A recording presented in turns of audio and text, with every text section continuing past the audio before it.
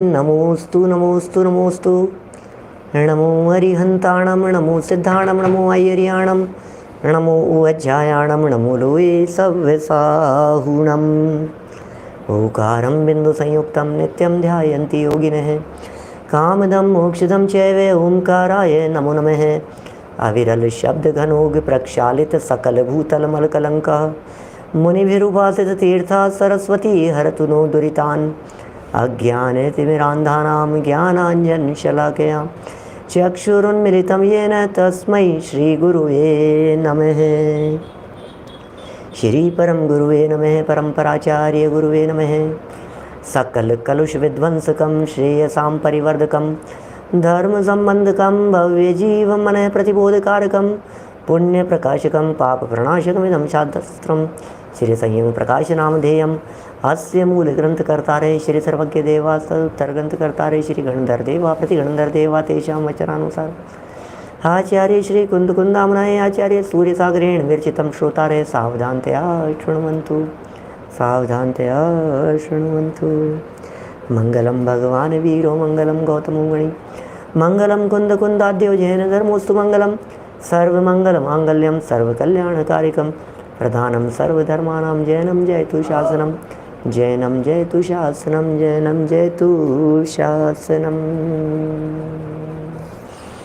संयम प्रकाश नाम का ये ग्रंथ है, आचार्य सूर्य सागर जी द्वारा लिखी गई यह सुंदर अनुपम रचना। एक एक शब्द सम्यक दृष्टियों के लिए समर्पित है। निर्जरा संबंधी अपना यहाँ प्रकरण चल रहा था। निर्जरा निर्जरा किसकी निर्जरा की बात चल रही है? कर्मों की निर्जरा। कैसे होती है कर्मों की निर्जरा, उसके बारे में बात बतला रहे थे और सूत्र दिया तत्वार सूत्र 9वें अध्याय का 45वां, जिसके आधार पर ये कहा गया विविध प्रकार के निर्जरा के चरण जनागम में बतलाए गए हैं। बहुत तरह के चरणों की चर्चा की गई, किन किन जीवों के किस किस प्रकार से निर्जरा होती है, ये बातें काफ़ी हमने यहाँ देख ली थी। एक विवक्षा और आई है कि भाई जो अनंतानुबंधी की विसंयोजना या दर्शन मोह की क्षपणा करने वाले जीव हैं, उन्हें उसी गुणस्थान वाले मानो तो उससे असंख्यात गुनी ज़्यादा माननी चाहिए, पिछले वाले से नहीं। तो खैर उसमें भी कई तरह के और हेतु तर्क युक्तियाँ आएंगी सामने। जो भी जिनेंद्र देव के ज्ञान में झलक रहा है वही वास्तव में शिरोधार्य है। आज कुछ नए एंगल से चर्चा करनी है, कुछ नए प्रकार से चर्चा करनी है, कुछ ऐसी अलग हट के चर्चा करनी है जो व्यावहारिक है। हम क्या करें ये बताओ आप तो। पंडित जी हम क्या करें? पंडित जी हमारे हाथ में क्या है? पंडित जी हम निर्जरा के लिए क्या करें? हमें क्या करना चाहिए ये बतलाइए पंडित जी आप। ये बातें कुछ यहाँ चलने वाली है। कार्तिकेय अनुप्रेक्षा को हमारे सामने प्रस्तुत किया है और कार्तिकेय अनुप्रेक्षा की 6-7 गाथाएँ यहाँ प्रस्तुत कर दी है। 6 गाथाएँ हैं यहाँ कार्तिकेय अनुप्रेक्षा की, जिन 6 गाथाओं के माध्यम से ये बतलाया गया है। ओहो, ज़्यादा निर्जरा तो ऐसे शांत परिणामों से होती है। जैसे शांत परिणामों का नाम समाधि है, जैसे शांत परिणामों का नाम समाधि मरण है, निकषाय भाव का नाम, ठीक उसी तरह की बात कह रहे हैं। सहज रहो, शांत रहो। सहज और शांत कैसे रहा जाता है ये तो बताओ कि भैया सहज और शांत रहने के लिए कुछ बातें हैं, कुछ परिस्थितियां देखो और उन परिस्थितियों में क्या चिंतन करके क्या सोच करके सहज रहा जाता है, वो बातें यहाँ कह रहे हैं। देखिए 110 नंबर पेज 105 नंबर का कार्तिकेय अनुप्रेक्षा का यह श्लोक कल हमने पढ़ दिया था। साधुओं के जैसे जैसे शांत भावों की वृद्धि होती जाती है, ज्यों ज्यों शांति की वृद्धि होती है, ज्यों ज्यों शांत भाव शांत परिणाम वृद्धिंगत होता चला जाता है, वैसे वैसे निर्जरा बढ़ती जाती है। ओह, जैसे जैसे शांत भाव बढ़ता चला जाता है वैसे वैसे निर्जरा बढ़ती चली जाती है। इसका मतलब निर्जरा का कारण शांत परिणाम है। और एक बात और समझ लीजिएगा, शांति स्वभाव के अवलंबन से आती है। विभाव के अवलंबन से शांति नहीं आती, परभाव के अवलंबन से शांति नहीं आती। पर के अवलंबन से विभाव होता है, पर के अवलंबन से विकार होता है, और स्वभाव के अवलंबन से शांति आती है। अपने अवलंबन से, अपने स्वभाव के अवलंबन से शांति का वेदन होता है। शांत रहो। कैसे रहें शांत? अनिल भाई दोषी जी ये कह रहे हैं आपको शांत रहने के लिए कुछ टिप्स देते हैं। क्या? आपको शांत और सहज रहने के लिए कुछ विशेष बातें बतलाते हैं। सहज और शांत रहने के लिए कुछ मार्मिक बिंदु आपको बतलाते हैं। ज़रा देखिए 110 नंबर पेज, अधिक निर्जरा के कारण। क्या? अधिक निर्जरा होने के कारण, ज़्यादा निर्जरा के कारण क्या है? ऊपर जो गुण श्रेणी निर्जरा के स्थान बताए हैं, इससे अधिक गुणाकार रहित निर्जरा, इससे अधिक गुणाकार रहित निर्जरा नीचे लिखे कारण से होती है। माने गुणाकार नहीं मानना, अधिक नहीं मानना, लेकिन निर्जरा दूसरे प्रकार से भी, दूसरे एंगलों से भी कही गई है जो नीचे लिखे कारणों से है। गुणाकार नहीं है लेकिन निर्जरा है। माने अब जो बातें कही जा रही है ये वे बातें हैं जो बातें निर्जरा में हेतु बनती है, जो बातें निर्जरा को बल प्रदान करती है, जिसकी वजह से निर्जरा पावर को प्राप्त होती है, निर्जरा में शक्ति आती है। क्यों निर्जरा पावरफुल हुई, आखिर इसके पीछे कारण क्या था? जैसे बरसात तो बरसात है, लेकिन जब तेज हवा होती है तो वह बरसात पावरफुल हो जाती है। बरसात में पानी गिरता है ना, क्या पानी गिर रहा है सब, पानी गिर रहा है सब, तो बरसात का संबंध पानी से ही है ना, कि हाँ साहब बरसात का संबंध तो पानी से ही है। पानी गिरने को ही बरसात कहते हैं। कि सुनो, पानी गिरने को तो बरसात कहते हैं, लेकिन यदि उसी गिरते हुए पानी के काल में तेज हवाओं का यदि सपोर्ट मिल जाए तो वो गिरता हुआ पानी तूफान में बदल जाता है। क्या? वो तूफान हो जाता है, उस वर्षा में तेजी आ जाती है, उसका पावर बढ़ जाता है, उसकी शक्ति बढ़ जाती है। इसी तरह से निर्जरा तो स्वभाव के अवलंबन से ही होती है, लेकिन उस स्वभाव अवलंबन के काल में इस जीव की जो बाह्य परिणति है, यदि वह निर्मल और पवित्र होती हुई दिखाई देती है तो फिर वही जीव अलग प्रकार से भी तेज निर्जरा को प्राप्त होता है। ठीक है ना? देखिए पढ़ते हैं नीचे लिखे कारण। कार्तिकेय अनुप्रेक्षा 109 नंबर का यह श्लोक है। 109 109। जो विसहदिपुवयणम साहम्यहीलणम च उवसगम जिणऊण कसायरी उतस हवेण जरा व्युला। क्या? देखिए क्या कहते हैं। जो मुनि, निर्जरा की बात कर रहे हैं, पावर बढ़ने के संदर्भ में हेतु बतला रहे हैं, निर्जरा के विशेष हेतु, निर्जराएं कैसे होती है।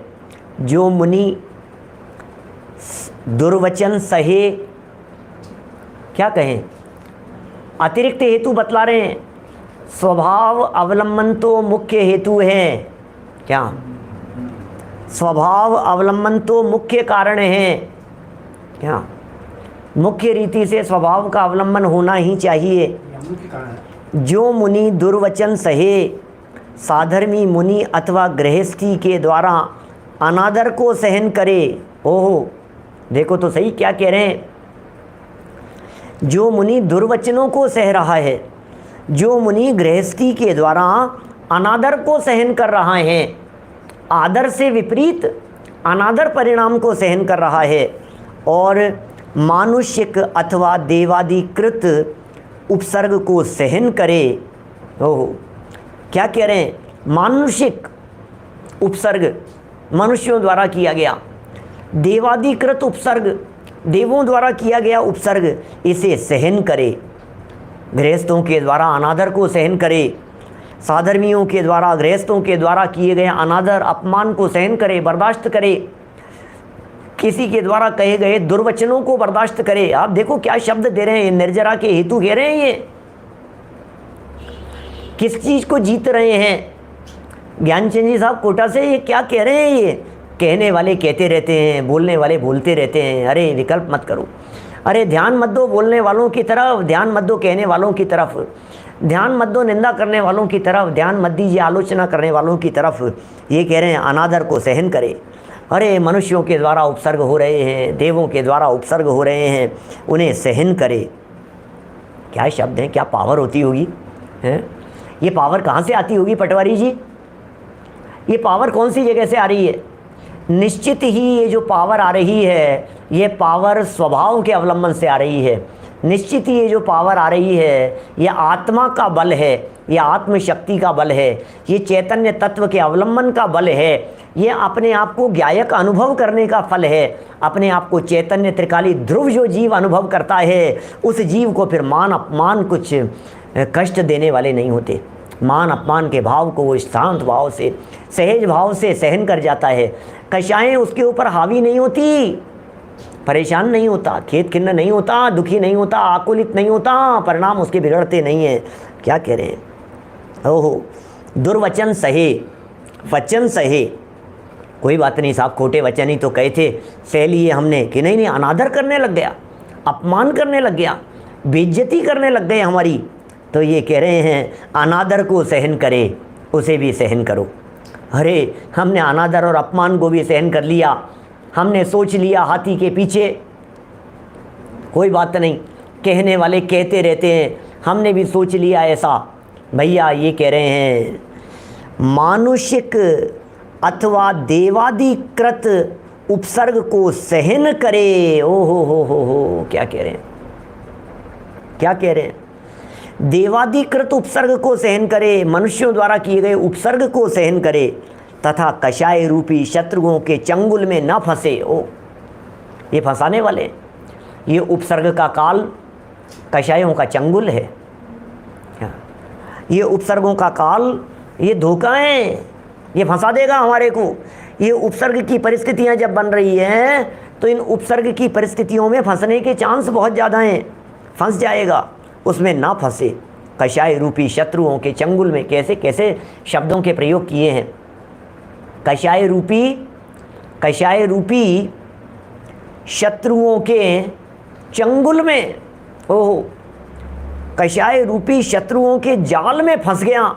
नहीं फंसना है, और उसके वशीभूत न होकर शांत परिणाम रखे। उसके बहुत अधिक गुणी कर्मों की निर्जरा होती है।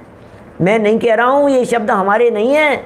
इस सहन और इस बर्दाश्त करने का नाम भी निर्जरा जनागम में कहा गया है। कार्तिकेय अनुप्रेक्षा स्वामी कार्तिकेय स्वामी की मूल गाथा आपके सामने प्राकृतबद्ध लिखी हुई है।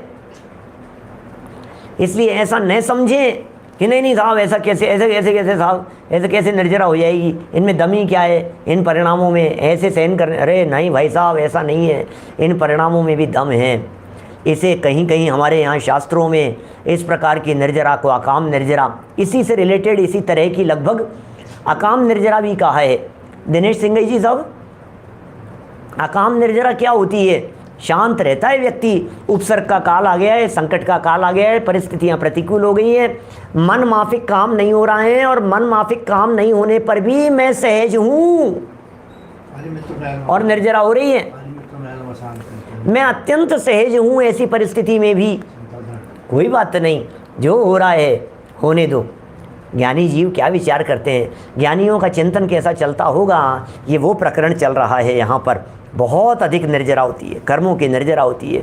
हम क्या करते हैं, ईंट का जवाब पत्थर से दूंगा, मैं भी देख लूँगा, क्या मैं भी देख लूँगा, समझ क्या रखा है, मैं भी देख लूँगा।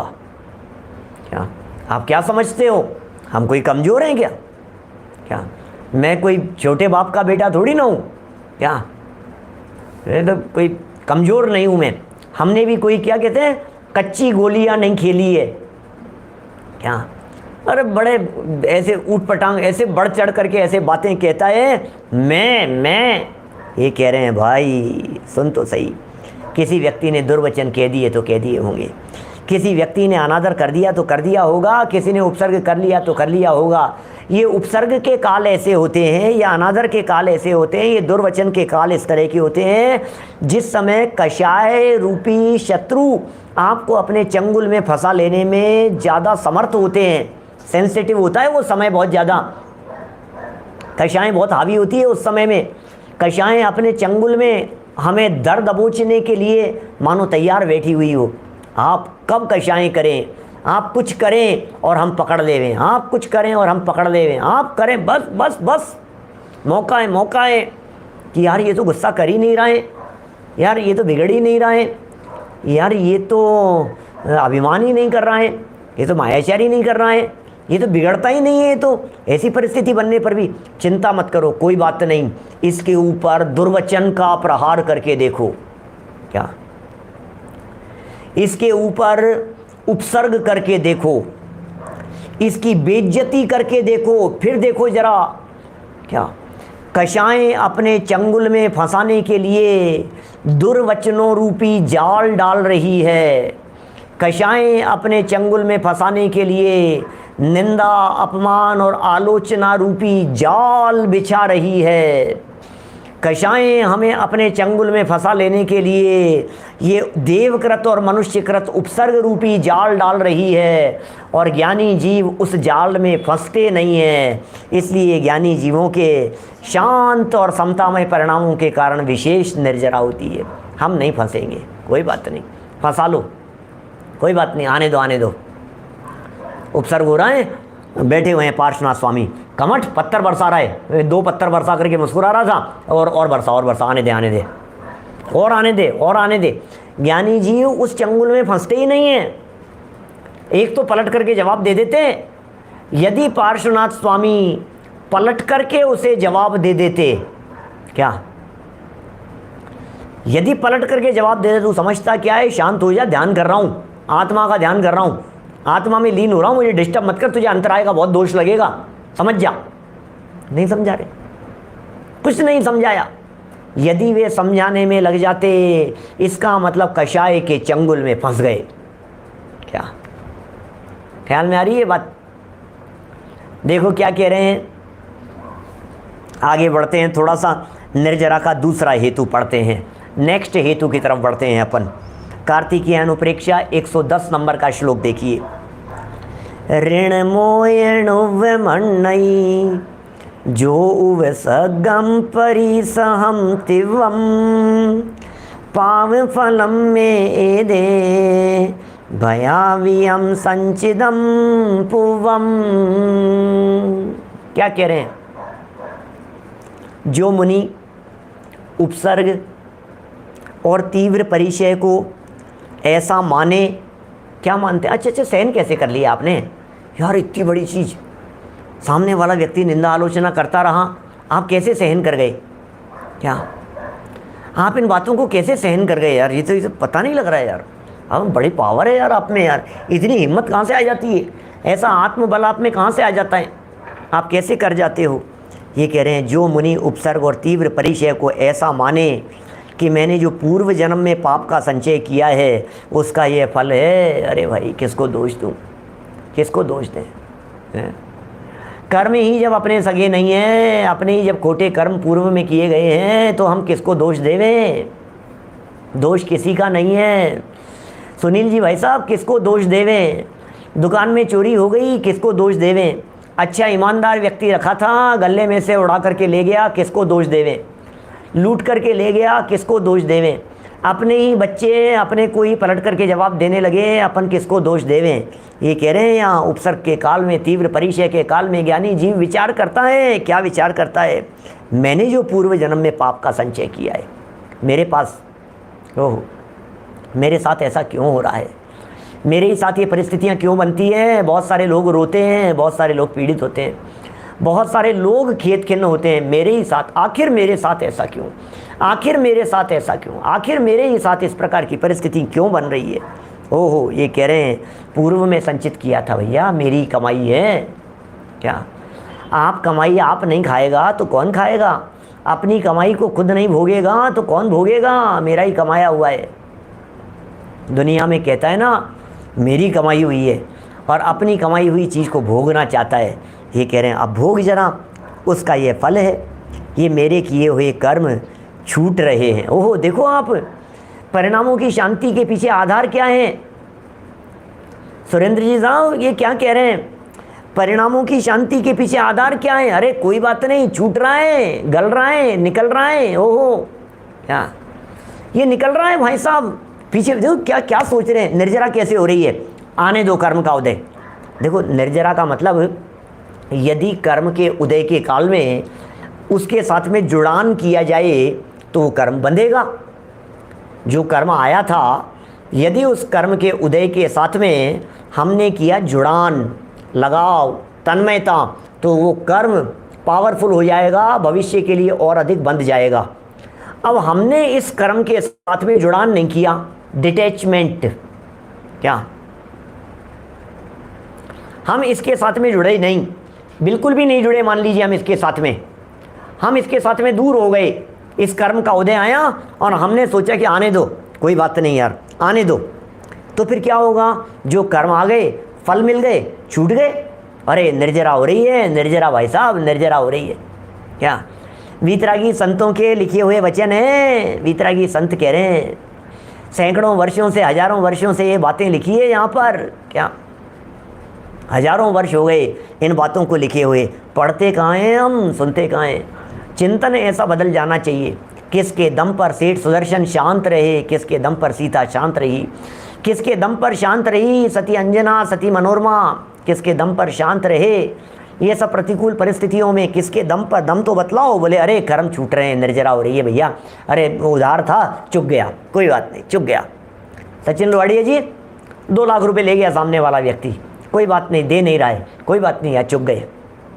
पहले का कभी बैलेंस था बाकी। अरे यार तुम क्या बात कर रहे हो यार, तुम मांगते नहीं हो उनसे, हैं? तुम परेशान नहीं होते हो बिल्कुल भी, तुम्हें विकल्प नहीं हो रहा है इस तरह का। किस बात का विकल्प करें? किस बात का विकल्प करें? क्या किस बात का विकल्प करें? अपना होगा तो आ जाएगा, और अपना नहीं होगा तो लाख प्रयत्न करो, वो आने वाला नहीं है। पुराना किसी का बैलेंस था, वो चुकाना था, वो चुक गया। पुराना किसी का दिया लिया हुआ था, चुकाना ही था ना, हम नहीं चुकाएंगे तो कौन चुकाएगा? एक बात कहूँ, थोड़ी मार्मिक सामाजिक बात है यद्यपि, लेकिन समझने योग्य है। कभी गोली का पैसा, कभी मंदिर का पैसा उधार मत रखना अपने माथे पर। क्या क्या कह रहा हूँ? कभी जिन मंदिर का पैसा, कभी बोला हुआ पैसा, कभी बोली का पैसा, क्या हमने कहीं कुछ आयोजन किया, मंदिर में कुछ आयोजन किया, प्रतिमा विराजमान की, छत्र विराजमान किया, मंदिर आयोजन में, प्रतिष्ठा में, किसी जगह पर हमने कहीं कुछ बोल दिया, हमने कहीं कुछ घोषणा कर दी, किसी विद्यार्थी के लिए कर दी, किसी चीज़ के लिए कर दी, किसी मंदिर निर्माण के लिए कर दी, वेदी के लिए कर दी, प्रतिमा के लिए कर दी, किसी भी चीज़ के लिए हमने यदि कुछ घोषणा कर दी है, दान में यदि कुछ घोषणा कर दी है, टू बी अलर्ट। अब वो पैसा आपका नहीं है, आप बराबर उस पैसे को निकाल करके अलग कर दीजिए। पूरे देश की बात कह रहा हूँ, मैं जानता हूँ हमारे मुमुक्षु समाज में सब अपने आप दे देते हैं, सब हो जाता है, लेकिन दुनिया की स्थिति तो कैसी है योगेश मामा? दुनिया में तो 50% पैसा भी नहीं आता है। जगह जगह देखता हूँ मैं, सुनता हूँ, समाज में भी तो घूमता हूँ मैं, लेकिन हमारे माध्यम से कभी इस तरह का काम नहीं होना चाहिए। सदैव सावधान रहना, अलर्ट रहना। यदि हमारे माध्यम से वो बोली का पैसा अभी चुकाया नहीं गया, अरे दे देंगे ना, हम कोई मर रहे हैं क्या? अभी कोई कहाँ जा रहे हैं? 2 महीने में चुका दूंगा कि 6 महीने में दे दूंगा? सुनो, 6 महीने में यदि जीवन पूरा नहीं हुआ तो फिर जिस जन्म में वो चुकाएंगे वो 6,000, 60,000, 6 लाख, 6 अरब चुकाने पड़ेंगे। समझ लेना क्या कह रहा हूँ। बोले तो आपने 6 लाख हैं और चुकाने कितने पड़ेंगे? 6 अरब, 6 खरब, न मालूम कितने चुकाने पड़ेंगे। क्यों? क्योंकि भैया सब ब्याज सही चुकाना पड़ेगा, और लगाते रहना आप ब्याज। कितने जन्मों में, कितने 100 वर्ष बाद में, कितने 1000 वर्ष बाद में, 5,000, 25,000 वर्ष बाद में जब तुम चुकाओगे तो 25,000 साल का ब्याज लगा लेना, कितना हो जाएगा? क्या दोबारा आकर के फिर कहेगा मेरा तो लुट गया, फिर कहेगा मेरी दुकान लुट गई, फिर कहेगा मेरा तो ये चले गया, मेरा तो ये सब चला गया। तो जाएगा ही तो जाएगा, नहीं क्या चुकाना था कहीं ना कहीं तो इधर उधर। अपना ही किया हुआ है भैया, किसी और का किया हुआ नहीं है। ये कुछ एक सामाजिक दृष्टि से बात मेरे दिमाग में आई, तो मैंने यहाँ बात कह दी है। प्रसंग तो यहाँ चल रहा है, यदि अपने साथ किसी तरह की कोई प्रतिकूल परिस्थिति बनती है तो ज्ञानी विचार करता है कर्म कट रहे हैं। बस कुल मिलाकर के बात ये है, कर्म कट रहे हैं भैया। देखो यदि कोरोना हो गया, कर्म कट रहा है, क्या क्या टेंशन है। बुखार हो गई, तबीयत खराब हो गई, घुटने किडनी जो प्रॉब्लम हो गई शरीर में, अब इस प्रॉब्लम को शांत भाव से यदि सहन करेंगे तो पूर्व के जो बंधे हुए कर्म थे वे झड़ रहे हैं, निर्जरा को प्राप्त हो रहे हैं। ये विशेष निर्जरा के हेतुओं के प्रसंग चल रहे हैं। मेरे कहने से मत मानना, कार्तिकेय स्वामी की मूल गाथाओं को पढ़ना। क्या यहाँ अनेकांत है, मुझे मालूम है। इन प्रसंगों में जब कभी निर्जरा की मैं बात करता हूँ तो कोई ऐसा भी कह सकता है, अरे पंडित जी क्या बात कर रहे हो यार, इससे निर्जरा, इससे कोई निर्जरा होती है क्या, इनमें क्या दम है इन निर्जरा में, आत्मा को जानो। बात तो सही है, असली निर्जरा निज आत्मा के भान भिन्न, वो निर्जरा किसी काम की नहीं होती है, 100% सही बात है। लेकिन उसको बल मिल जाता है इस तरह की क्रियाओं से, इस तरह की परिणति से, इस तरह की व्यावहारिकता से, इस तरह के बाह्य आचरण से, इनसे बल मिल जाता है उसे। देखो क्या सोच रहे हैं मुनिराज, सोच रहे हैं भैया, मुनिराज सोच रहे हैं। उपसर्ग के काल में, परिचय के काल में पूर्व के संचित कर्म थे, पिछले जन्मों के किए हुए पाप थे, कोई बात नहीं, उसका ये फल है। ये मेरे किए हुए कर्म हैं जो छूट रहे हैं, पूर्व में मैंने ही किए थे जो ये छूट रहे हैं। ऐसा समझकर आकुलता न करने से बहुत निर्जरा होती है। आकुलता मत करना, कोई बात नहीं। अरे यार 25 लाख चले गए, कोई बात नहीं, आकुलता का क्या काम है। अत्यंत निराकुल रहो, अत्यंत निराकुल रहिए, अत्यंत निराकुलता का परिणाम होना चाहिए। क्या बहुत सहज रहो भाई साहब। देखिए क्या कह रहे हैं, 111 नंबर गाथा देखिए आगे वाली। हो गया ना, ऐसा समझकर आकुलता न करने से बहुत निर्जरा होती है। अब ये सारी बातें व्यावहारिक बातें हैं, लागू होती है अपन लोगों की लाइफ के ऊपर। अपन ट्राई कर सकते हैं, कोशिश कर सकते हैं। तो उससे कोई ऐसा मत समझ लेना कि भाई हमने कोई बहुत ज़्यादा लेकिन निर्जरा होती है। कुल मिलाकर के शांति का उपदेश दिया जा रहा है, सहज रहने का उपदेश दिया जा रहा है।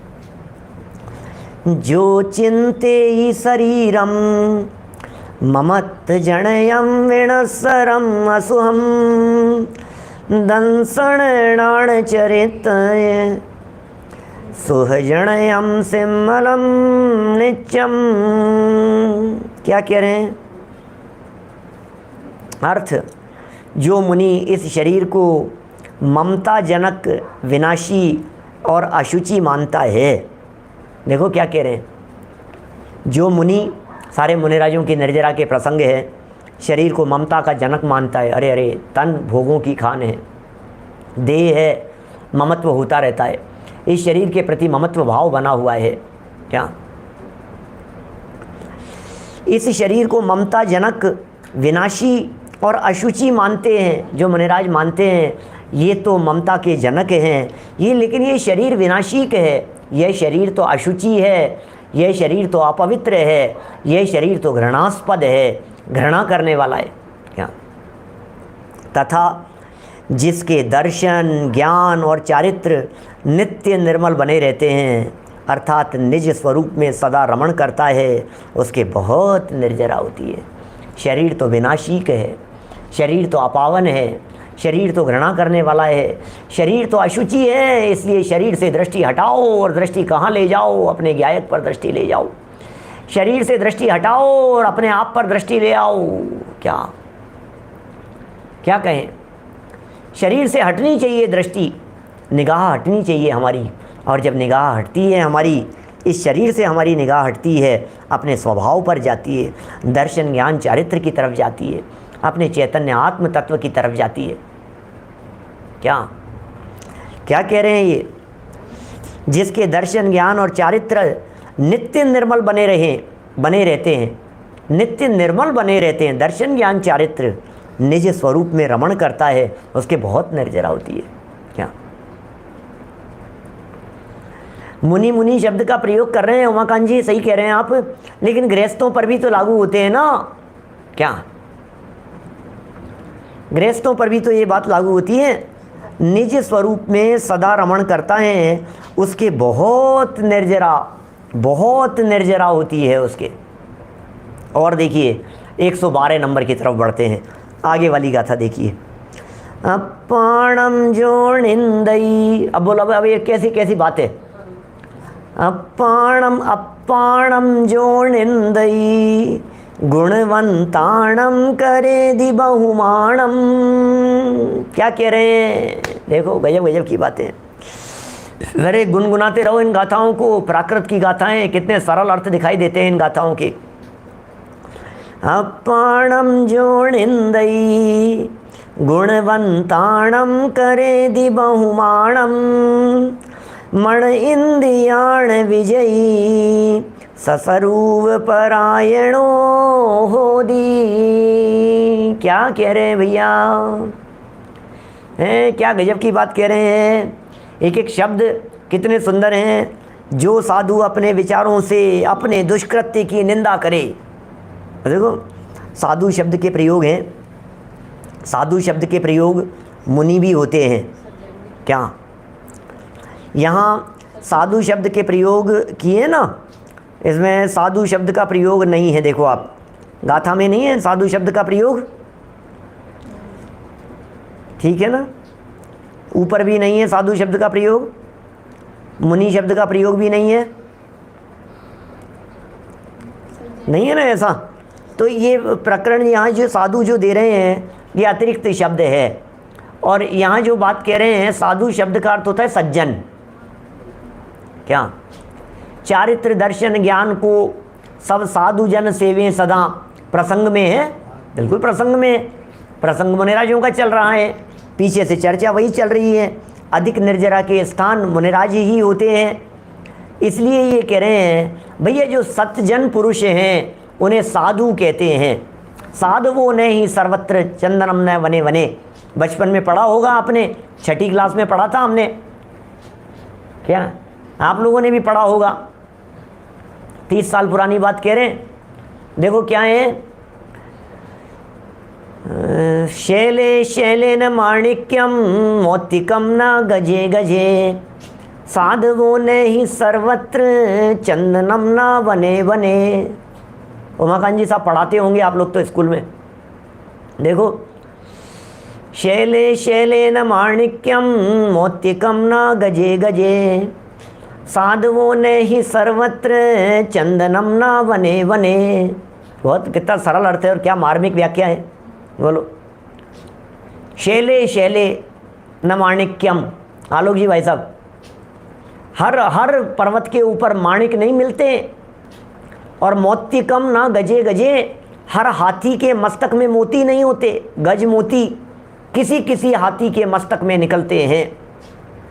साधवो ने ही सर्वत्र, और साधु भी सर्वत्र नहीं है, अर्थात सज्जन पुरुष भी सब जगह पर नहीं पाए जाते। साधवो ने ही सर्वत्र चंदनम ना वने वने, 8th क्लास में पढ़ा था, सामने से लिख रहे हैं। चंदनम न वने वने, हर वन में चंदन नहीं होते। दुर्लभता के संदर्भ में बात कही है। सज्जन पुरुष, साधु माने सज्जन पुरुष सर्वत्र नहीं पाए जाते, सब जगह पर सज्जनों का निवास नहीं होता। सज्जनता जगत में ढूंढने से भी नहीं मिलती, बहुत दुर्लभ है सज्जन व्यक्तियों का मिलना। तो ये कह रहे हैं साधुओं को अपने विचारों से अपने दुष्कृत्य की निंदा करे। कौन है सज्जन? सज्जन वो है जो अपने दुष्कृत्य की निंदा करे। सज्जन वो है जो अपने द्वारा किए गए, पूर्व में किए गए खोटे कार्य, गलत कार्य, पाप कार्य, अपराध, दोष, उनकी निंदा और आलोचना करे। दुष्कृत की, अपने द्वारा दुष्कृत की निंदा करे और गुणवानों का बहुमान करे। सज्जनों को क्या चाहिए? गुणी जनों को देख हृदय में मेरे प्रेम उमड़ आवे। मेरी भावना की लाइन अभी पारस चैनल पर सुनी होगी आपने पिछले दिनों में टीवी पर। ये कह रहे हैं गुणवानों के प्रति बहुमान का भाव तथा मन और इंद्रियों का विजयी हो। मन को भी जीत लिया, इंद्रियों को भी जीत लिया, आत्मस्वरूप में लवलीन हो, उसके बहुत निर्जरा होती है। क्या उसके बहुत निर्जरा होती है। ये कैसे प्रसंग बतलाए जा रहे हैं? जो व्यक्ति अपने द्वारा किए गए खोटे कार्यों की निंदा करता है और गुणवानों के प्रति बहुमान करता है, उस व्यक्ति की बहुत निर्जरा होती है। सारी दुनिया कहती रहती है, अरे साहब बतलाओ ना निर्जरा कैसे होगी, बतलाओ साहब निर्जरा कैसे होगी। अब ये भूखे रह के निर्जरा करना चाहता है। हम जनागम में देखो 2 प्रसंग बतलाए यहाँ, पूरे निर्जरा के प्रसंगों में, पूरे पढ़ लिए, अभी खत्म हो रहे हैं, बस आखिरी है। पूरे निर्जरा के प्रसंग पढ़ लिए अपन ने। कार्तिकेय अनुप्रेक्षा में कितनी गाथाएं यहाँ प्रस्तुत कर दी है इस निर्जरा के प्रकरण में। और उन पूरे प्रकरणों में या तो आत्मलीनता को निर्जरा का कारण कहा है या फिर शांत परिणामों को निर्जरा का कारण कहा है। आत्म परिणाम निश्चय से निर्जराएं, आत्म स्वभाव में लीनता वो निश्चय से निर्जरा का हेतु है, और बाहर में प्रतिकूल परिस्थितियों में शांति रखना, शांत परिणाम वो व्यवहार से निर्जरा का हेतु है। और भूखे रहना और उपवास करना, बोले ये तो जड़ की क्रिया है, देहाश्रित क्रिया, इससे निर्जरा नहीं होती। हो क्या बात कह रहे हैं? अरे भूखा पड़ा है, बरसों हो गए, 3-3 दिन के उपवास किए हैं, 10-10 दिन के उपवास किस लिए कर रहा है? क्यों भूख सह रहा है? तड़प तड़प करके, भूखे रह करके, उठा बैठा नहीं जा रहा है, चला फिरा नहीं जा रहा है, और ये कह रहा है क्या करूं, निर्जरा के लिए उपवास कर रहा हूं, निर्जरा के लिए उपवास कर रहा हूं। निर्जरा हो रही है भैया, खूब निर्जरा हो रही है। अरे भूखे रहने से निर्जरा होती है क्या? परिणामों को तो संभाल। क्या बोलो, परिणामों को तो संभाल भैया, परिणाम को तो संभाल। तेरे परिणाम कहाँ जा रहे हैं? अकेले भूखे रहने से यदि परिणामों में आकुलता हो रही है तो निर्जरा नहीं हो रही है। ध्यान देना, बंद तीव्र हो रहा है। क्योंकि यहाँ तो बार बार कह रहे हैं, उपसर्ग के काल में, देवकृत उपसर्ग के काल में, दुर्वचन सहने के काल में, अनादर सहने के काल में, तीव्र परिचय सहने के काल में ज्ञानी जीव विचार करता है पूर्व के किए गए पाप कर्म का फल है। देखो आप शांति किस तरह से, ज़्यादा उपवास करने से यदि ज़्यादा मोक्ष मानेंगे ना सचिन जी, तो ये समस्या आएगी कि नरक से सीधा मोक्ष मानना पड़ेगा। इतने उपवास तो कोई नहीं करता है। पहले नरक में मिनिमम 10,000 वर्ष का उपवास है। क्या क्या नरकी उपवास, क्या क्या कह रहे हो पंडित जी? समझ में नहीं आई बात। अरे क्या समझने की बात है? 10-10 हजार वर्ष तक सिंधु नीर ते प्यास न जाए, तो पण एक न बूंद लहाए, 3 लोक को नाज जो खाए, मिटे न भूख कणा न लहाए। एक कण नहीं मिल रहे हैं योगेश जी पांडे साहब, एक कण नहीं मिल रहा है अन्न का नरक में, एक बूंद पानी की नहीं मिल रही। निर्जला उपवास चल रहा है, निर्जल उपवास। गजब हो गया। कितने वर्षों का? बोले 10,000 वर्ष मिनिमम, और सागरों पर्यंत के लिए चल रहा है उपवास। तो फिर क्या होगा? बोले नरक से सीधे मोक्ष। सारे कर्म झड़ गए, निर्जरा हो गई। अरे कैसे, काय की निर्जरा कैसे होगी भाई साहब? निर्जरा क्या बात कर रहे हो आप? कैसे होगी? क्योंकि आकुलता है, भूखे रहने से निर्जरा नहीं होती। क्या क्या भूखे रहने से निर्जरा नहीं होती। हाँ, उपवास के काल में जो शांत परिणाम हैं, उन शांत परिणाम, निराकुल परिणामों को व्यवहार से निर्जरा का हेतु कहने में आता है।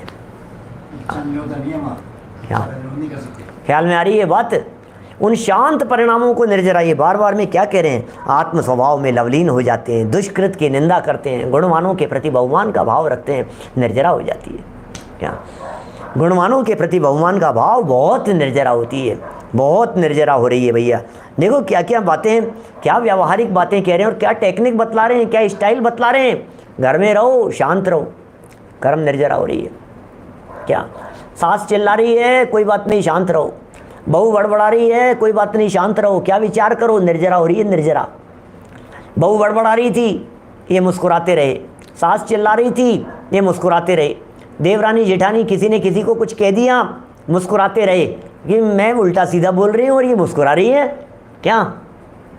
और फिर किसी से पूछा कि ये मुस्कुराती क्यों रहती है, मैं इसको उल्टा सीधा बोलती हूँ फिर भी मुस्कुराती क्यों रहती हैं? तो बाद में पता लगा कि इनको किसी पंडित जी ने कहा था कि तुम मुस्कुराते रहना, तुम्हारे कर्मों की निर्जरा होगी। तो उसने भी सोचा अच्छा मेरे बड़बड़ाने से इनके कर्म की निर्जरा हो रही है, आज के बाद मैं बड़बड़ाना बंद करती हूं। क्यों? क्योंकि इसकी निर्जरा नहीं हो जाए। आप समझ रहे हैं क्या क्या होता है? मेरे बड़बड़ाने से ये मुस्कुराती रहती है और इसकी निर्जरा हो रही है, मेरे बड़बड़ाने से ये जबरदस्ती बेनिफिट उठा रही है, आज के बाद में बड़बड़ाना बंद, आज के बाद में गुस्सा करना बंद, शांत रहो।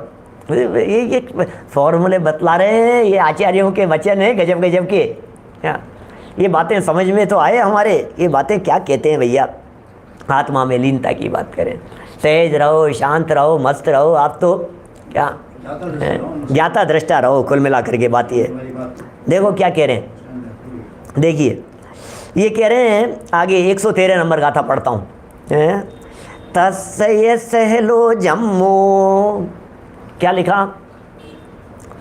तस्य सहलो जम्मो जस विपावसन जरा होदी, तस्वी पुण्यम वढ़ई तस्य सुखम परो होदी। क्या कह रहे हैं भाई साहब? जरा सुनिए, बातें तो सुनिए कैसी गजब गजब की है। निर्जरा के संदर्भ में 6 गाथाएं प्रस्तुत कर दी, 7 और पीछे 3, 10 गाथाएं, 10 हो गई ना। पीछे निर्जरा के जो क्रम बतलाए थे उनमें 3 गाथाएं प्रस्तुत कर दी थी निर्जरा के क्रम में, और यहाँ जो बातें कह दी हैं ये 6-7 गाथाएं प्रस्तुत कर दी। 6 और 3 9 है टोटल, कोई बात नहीं। देखो 9 गाथाएं प्रस्तुत कर दी हैं। 9 का अंक ही बड़ा गजब का है निर्जरा के लिए। उस साधु का माने ऊपर के श्लोक में वर्णन किए गए का, ऊपर के श्लोकों में जिन साधुओं का वर्णन किया है उन साधुओं का जन्म सफल है, उसके पापों की निर्जरा होती है, उसके पुण्य की वृद्धि होती है। अरे जन्म सफल हो गया भाई साहब, और क्या है? हमें ये संत मिल गए, हमें ये विद्वान मिल गए, हमें ये ज्ञानी धर्मात्मा मिल गए, हमारा तो जीवन सफल हो गया।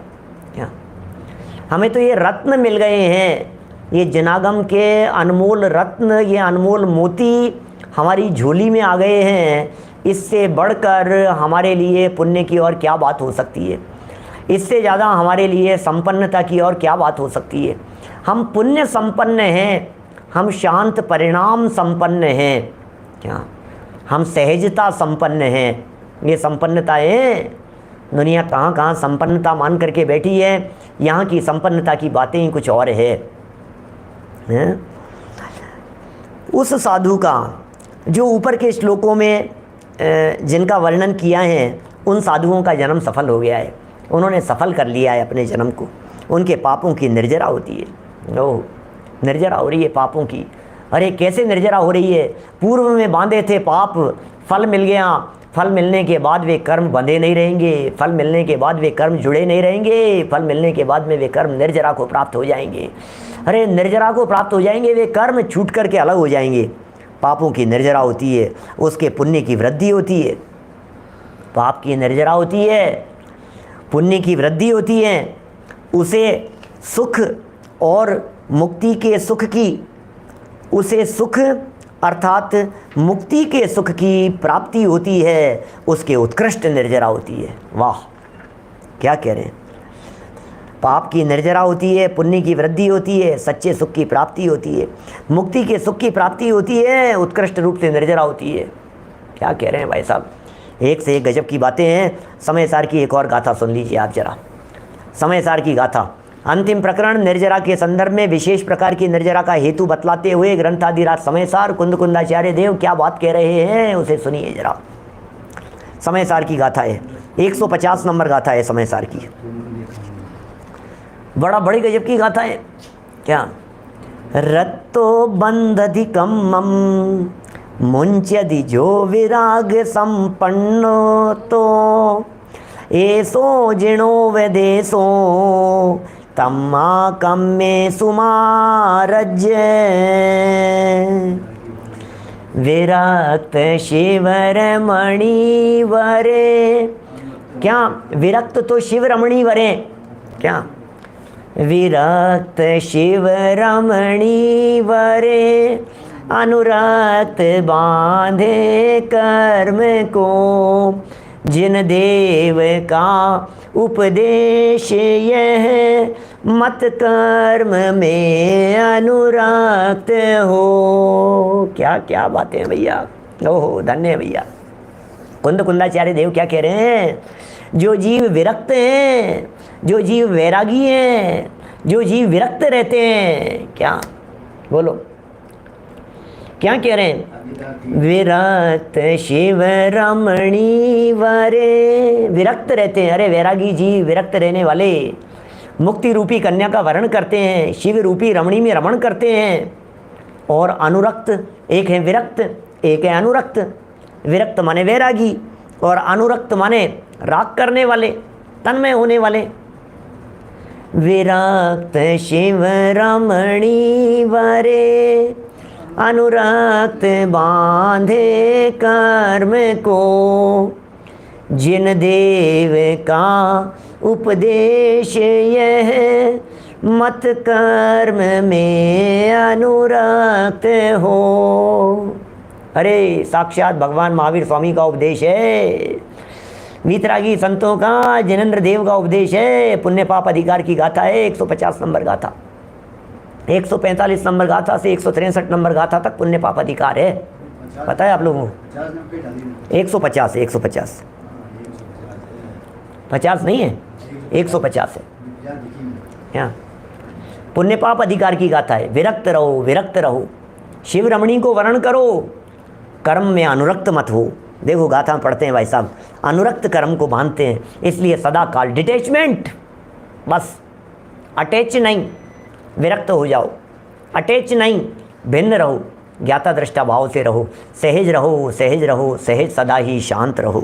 देखिए, रत्तो बंधधिकम मुंचदि जो विराग संपन्न, संपन्न तो संपन्न नहीं, कुछ अशुद्ध है क्या कुछ यहाँ? मिलाना गाथा मिला करके देखना। वैराग्य संपत्ति की बात कर रहे हैं, संपन्नता की बात कर रहे हैं। ऐसो जिणो विदेशो तम्हा कम में सुमारज, रागी जीव कर्मों को बांधता है, रागी जीव कर्मों को बांधता है और विरागी जीव कर्मों से छूटता है। विरागी जीव का कौन व्यक्ति क्या बिगाड़ लेगा? बिगाड़ दो भैया, बिगाड़ दो। अच्छा मेरा बिगाड़ो, आप क्या बिगाड़ोगे? मैं विरक्त आदमी, क्या मेरा कोई व्यक्ति क्या बिगाड़ लेगा? हैं, चश्मा छीन लेगा तो छीन ले भैया, कोई बात नहीं। कपड़े फाड़ देगा तो फाड़ दे भैया, कोई बात नहीं। हैं, सर फोड़ देगा तो फोड़ दे, क्या क्या बिगाड़ क्या लेगा कोई व्यक्ति हमारा? पैसा छीन लेगा, धन लूट लेगा, अरे कोई फर्क नहीं पड़ता है अपने। हमारी संपत्ति कुछ अलग प्रकार की है, क्या हम अत्यंत विरक्त रहते हैं, सहज शांत रहते हैं। देखिए जरा, रागी जीव कर्मों को बांधता है और विरागी जीव कर्मों से छूटता है। वाह, इस प्रकार जिनेंद्र भगवान का उपदेश है। ओह, ये कोई व्यक्ति हमारा उपदेश मत नहीं मान लेवे, कोई व्यक्ति ये नहीं समझ लेवे कि हम कह रहे हैं जिनेंद्र भगवान का उपदेश है, इसलिए हे भव्य, हे भव्य। किसको कह रहे हैं? हे भव्य। प्रत्येक व्यक्ति को चाहिए, क्या प्रत्येक व्यक्ति को चाहिए कि आप इस जगह पर क्या